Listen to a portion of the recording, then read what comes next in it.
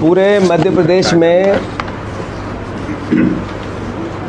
जन जन की जुबान पे बात आ गई है कि मध्य प्रदेश की सरकार माफियाओं की सरकार है और वल्लभ भवन की 5वीं मंजिल पर माफियाओं का कब्जा हो गया है। ये बात सिर्फ कांग्रेस पार्टी का आरोप नहीं है। मैं हर बार ये बात कहता हूं कि कोई एक विभाग, मैं पूरे मध्य प्रदेश में पत्रकार बंधुओं को चुनौती देता हूं।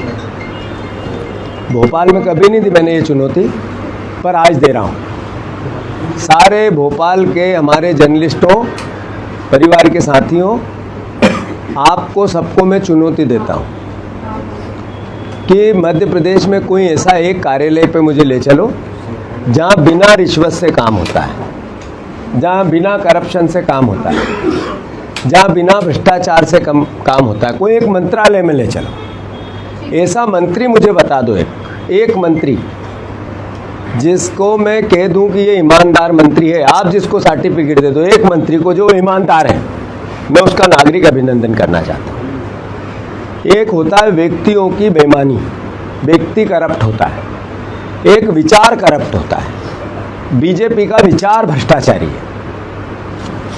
अभी आप देखो कि नरेंद्र मोदी जी ने जो जीएसटी लगाई, जब राहुल गांधी जी ने कहा कि ये देश की अर्थव्यवस्था बर्बाद कर देगा, 9 साल पहले नरेंद्र मोदी जी ने इसके पक्ष में गीत गाए, पूरे देश के उनके मंत्रियों ने गीत गाए और उनने जैसे गीत गाए वैसे सारी मीडिया ने गीत गाए, किसी ने सवाल नहीं पूछे। जितने नरेंद्र मोदी ने जिस तरीके की भाषा बोली, वैसी की वैसी भाषा हमारे देश की मीडिया ने बोली।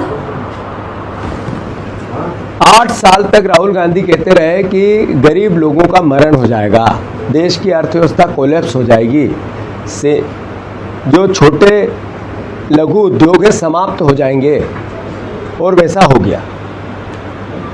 राहुल गांधी कहते रहे कि ये केवल कुछ उद्योगपतियों को घर भरने के लिए, उनकी संपत्ति बढ़ाने के लिए ये पूरी नोटबंदी और जीएसटी की योजना बनी थी, वो सिद्ध हुई देश में।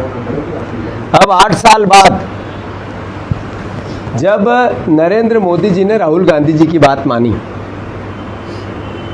उसके बीच में 8 साल की जो लूट की, उस लूट का पापी कौन है, दोषी कौन है, अपराधी कौन है, ये देश के सामने सवाल है।